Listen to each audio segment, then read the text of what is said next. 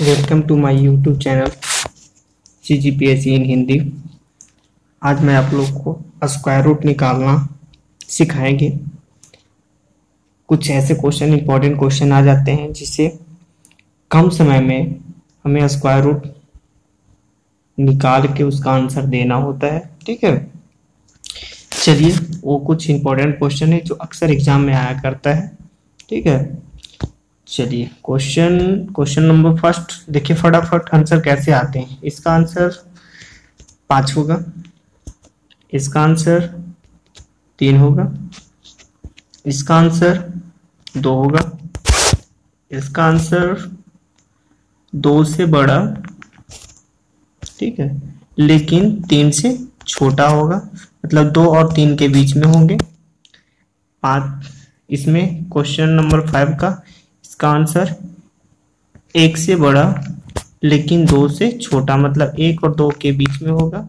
ठीक है, 6 question number 6 का आंसर 3 होगा।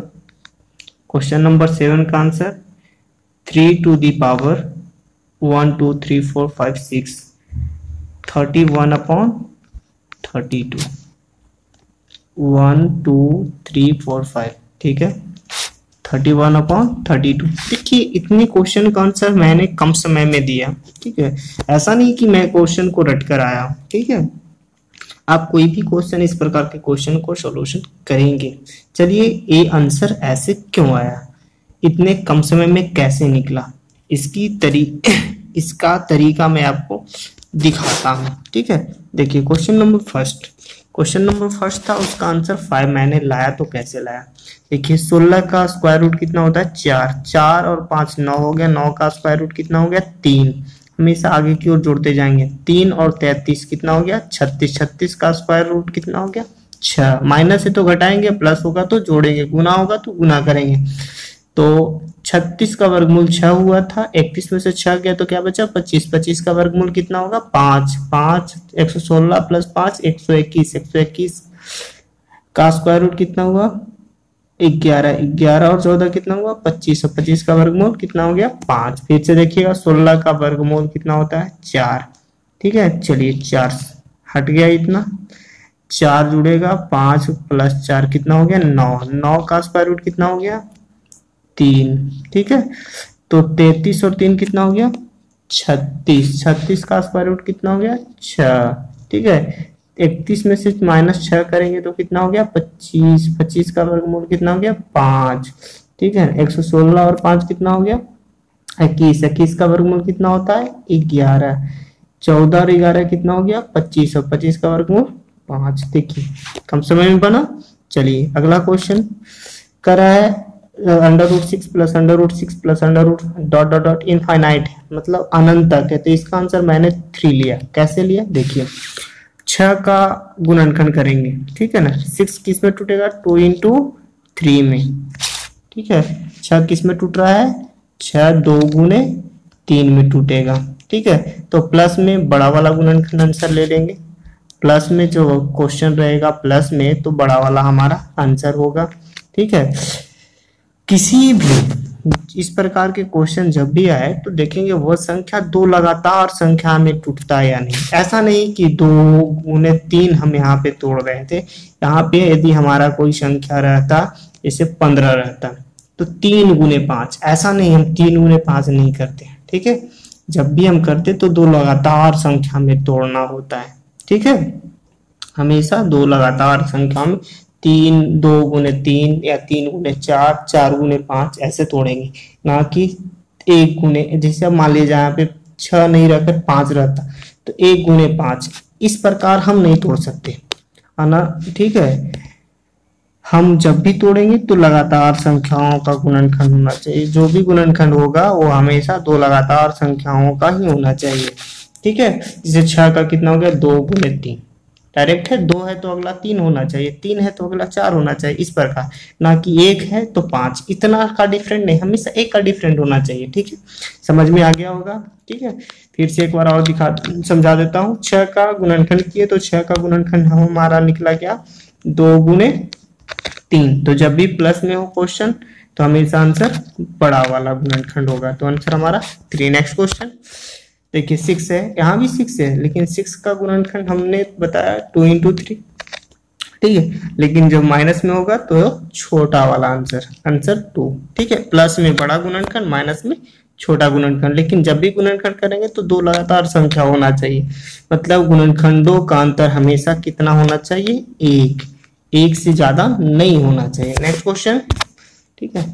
1 + 1 + 1 + 1, ठीक है। अभी देखिए बड़ा और छोटा करा, 1 से बड़ा लेकिन 2 से छोटा, 2 से बड़ा लेकिन 3 से छोटा, 0 से बड़ा लेकिन 1 से छोटा, इनमें से कोई नहीं। इस प्रकार भी ऑप्शन आते हैं, तो इस प्रकार के ऑप्शन आते हैं तो हम इसे और कम समय में सॉल्यूशन करेंगे। देखिए एक का दो लगातार गुणनखंड है नहीं, तो एक से पहले और एक के बाद देखते हैं, उन संख्याओं को लेते हैं जिसका दो लगातार गुणनखंड। एक से पहले क्या होता है, 0, 0 को आप क्या तोड़ सकते हैं, 0 × 1, मतलब 0 हो गया।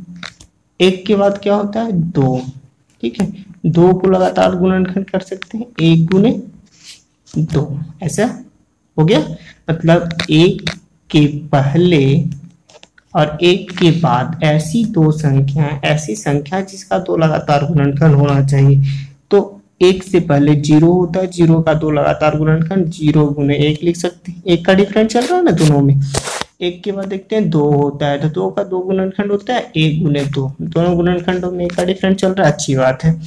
तो देखते हैं कॉमन दोनों का क्या गुणनखंड में, दोनों के गुणनखंडों में कॉमन क्या है, 1 है, ठीक है। तो जब प्लस हो तो कॉमन से आगे की बड़े की ओर बढ़ेंगे, ठीक है ना।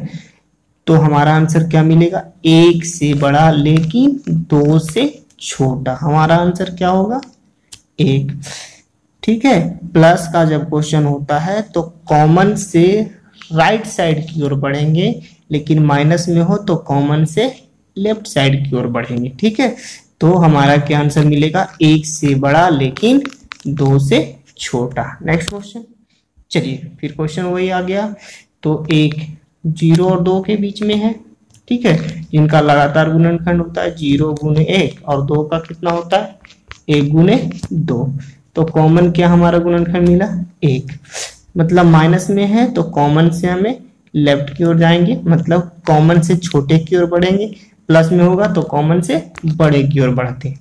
तो हमारा क्या मिलेगा, 0 से बड़ा लेकिन 1 से छोटा, मतलब हमेशा 1 से छोटा आंसर होगा इसका। तो आंसर हमारा क्या मिला, सी, 0 से बड़ा होगा लेकिन 1 से छोटा होगा। पिछले वाले क्वेश्चन में क्या था, प्लस में था, तो हमारे कॉमन से बड़े की ओर जा रहे हैं, तो 1 से बड़ा लेकिन 2 से छोटा होगा, ठीक है, समझ में आ गया होगा। नेक्स्ट क्वेश्चन 5, इसमें ऐसा कहीं भी बड़ा और छोटा नहीं, मतलब इसका एग्जैक्ट वैल्यू हमको निकालना होगा, ठीक है। ओके, पिछले वाले क्वेश्चन में बड़ा और छोटा ऑप्शन हम करके बता दिए थे, यहाँ पे हम एग्जैक्ट वैल्यू निकाल के बताएंगे कि इसका वैल्यू कितना होता है। तो देखिए जैसे कि मैंने बता दिया था कि √6 थे, यहाँ पे थे ना 6 + √6 plus dot dot dot dot dot. तो मैंने गुणनखंड क्या किया, 6 को 2 × 3, जब प्लस में था तो हम बड़ा वाला आंसर ले लिए, लेकिन जब माइनस में रहेगा तो हम छोटा वाला आंसर लेंगे। यहाँ पे दो लगातार गुणनखंड हो गए, लेकिन यहाँ पे हमारे पास क्या है, 5, 5 का दो लगातार गुणनखंड तो होता नहीं है, ठीक है। मैंने पहले ही बता दिया कि जब भी गुणनखंड होगा तो दो लगातार होना चाहिए, ना कि हम जिसे 5 है, ठीक है, यही है। चलिए डॉट डॉट 5 को हम क्या लिख सकते हैं, 1 × 5 ये लिखते हैं, लेकिन दोनों के गुणनखंडों में 1 का डिफरेंट नहीं है, बहुत ज्यादा है, 4 का डिफरेंट, हमें 1 से ज्यादा का डिफरेंट नहीं होना चाहिए, अतः ये हम ऐसी इस प्रकार का गुणनखंड नहीं करेंगे। तो इस प्रकार के क्वेश्चन बनाने के लिए हम शॉर्ट तरीके का प्रयोग करेंगे, ठीक है। एक शॉर्ट तरीका मैं आपको बताता हूँ। कोई भी क्वेश्चन आपके इस टाइप से, कोई भी क्वेश्चन जैसे मैं आपसे 6 का बताया, आप 6 का भी हल कर सकते हैं, आंसर आपका उतना ही आएगा, ठीक है। एक फॉर्मूला आप लिख लीजिए,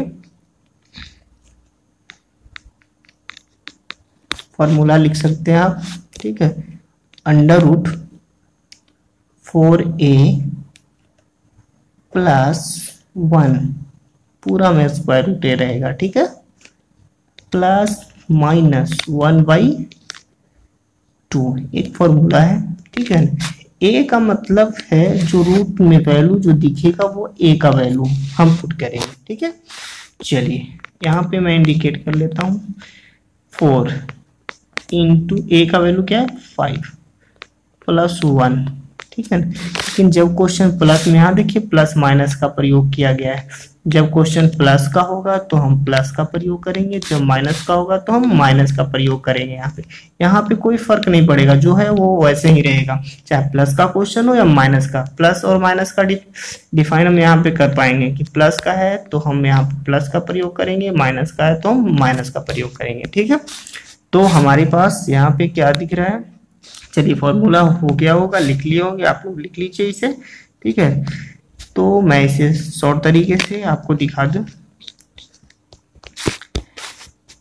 अंडर रूट 4a का वैल्यू क्या मिला 5 प्लस 1 था, यही ना, और प्लस माइनस था, जब प्लस का होगा तो प्लस लिखेंगे, माइनस का होगा तो माइनस बाई 2, 5 को 20 और 1 21 से ही मिला ना,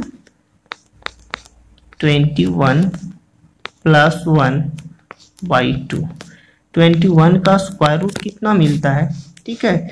21 का स्क्वायर रूट आप 2 अंकों तक लिखिए या 1 अंकों तक, दशमलव के 1 अंकों तक लिख सकते हैं या दशमलव के 2 अंकों तक भी लिख सकते हैं।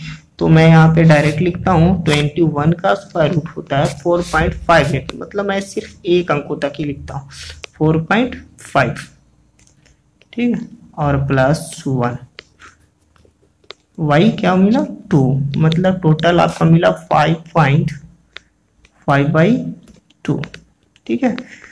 5.5/2 को क्या लिख सकते हैं 2.75। देखिए 2 से बड़ा और 3 से छोटा मिला ना, इसका आंसर कितना मिलेगा 2.75, ठीक है। समझ में आ गया होगा। यहाँ पे a का वैल्यू हम 5 लिखेंगे, फॉर्मूला था 4a प्लस 1 प्लस माइनस 1/2, ठीक है।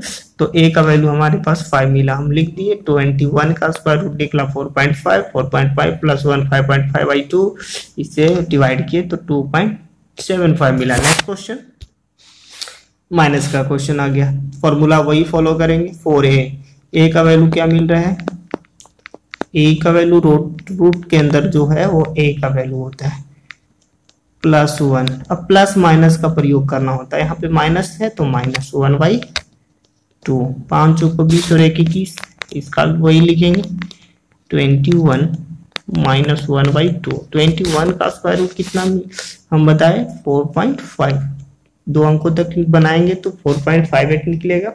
हमने 1 अंकों तक ही, दशमलव के 1 अंकों तक ही निकाला है, ठीक है। 4.5 माइनस 1/2, मतलब आपका क्या मिला 3.5/2।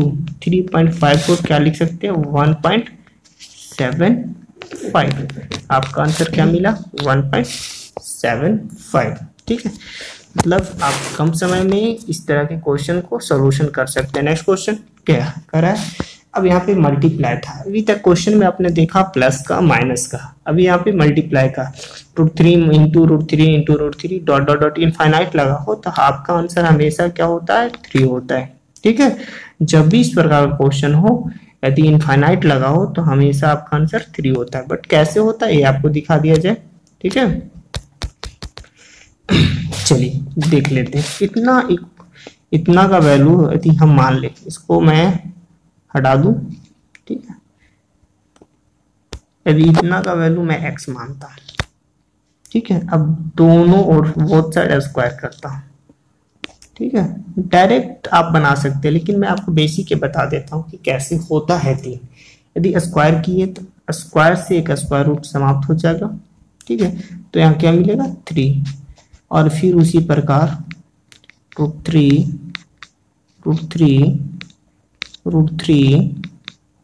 इंटू में डॉट डॉट डॉट डॉट बराबर x², और √3 इंटू √3 का वैल्यू हम क्या माने थे x माने थे, मतलब यहाँ पे इनफाइनाइट लगा है ना, ठीक है। इतना का वैल्यू हम क्या रखेंगे, इतना का वैल्यू ऑलरेडी हमने क्या माना x माना है, ठीक है ना, इक्वल टू x² को x इंटू x लिख सकते हैं, मतलब 3x कट गया, x का वैल्यू क्या मिला 3, ठीक है, तो इतना एग्जाम हॉल में हमें नहीं करना। डायरेक्ट जब देखिए इनटू में और इनफाइनाइट लगाओ तो आपका आंसर डायरेक्ट 3 होगा। यदि 7 होता तो डायरेक्ट 7, 5 होता वहां पे तो डायरेक्ट 5 लिखते हैं। ठीक है, नेक्स्ट क्वेश्चन क्या दिखा रहा है, कह रहा है आप देखिए √3, यहाँ पे इनफाइनाइट नहीं लगा है, यहाँ पे वही क्वेश्चन है पिछले वाले, लेकिन पिछले वाले में इनफाइनाइट लगा था, अभी वाले इनफाइनाइट नहीं लगा है। तो जब नहीं लगा होता है तो आप डायरेक्ट लिखिए ना 3। यहाँ पे हम सबसे पहले बेस को क्या लिखेंगे 3। ठीक है, अब देखते हैं रूट कितने बार है, 1 बार, 2 बार, 3 बार, 4 बार, 5 बार। तो 2 को 5 बार गुना कीजिए, 2 दूनी 4, दूनी 8, दूनी 16, दूनी 32। चलिए 32 में से एक कम लिखिएगा 31, और नीचे बटे में ही 32 लिखिएगा। मतलब 32 आया तो ऊपर एक कम और नीचे पूरा का पूरा वैल्यू लिखेंगे। फिर से एक बार समझिए, ठीक है, 3 है तो 3 लिख दिए। रूट कितने हुआ, 1 2 3 4 5 है, मतलब हम आप डायरेक्ट लिख सकते हैं 2 दूनी 4, दूनी 8, दूनी 16, दूनी 32।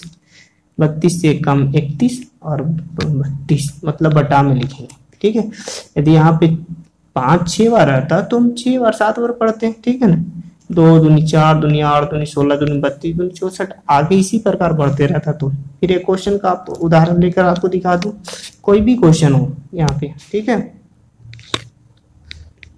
7 7 7 7, तो आपका आंसर 7, यहाँ पे ऑप्शन डालेंगे 7। कितने बार, 2 दूनी 4, दूनी 8, दूनी 16, 16 से एक कम 15/16। ठीक है, इस प्रकार का क्वेश्चन आप कम समय में सॉल्यूशन कर सकते हैं। ठीक है, आज के टॉपिक्स में इतना ही, अगले टॉपिक्स में इससे रिलेटेड और क्वेश्चन लेकर आएंगे। ठीक है, आप से एक गुजारिश है कि आप हमारे वीडियो को अधिक से अधिक शेयर करें, सब्सक्राइब करें, लाइक करें और घंटी का आइकन दबा दें ताकि हमारा वीडियो का नोटिफिकेशन आपके पास पहले पहुंचे। ठीक है, चलिए अगले सेशन के लिए नेक्स्ट वीडियो में आपसे मिलेंगे।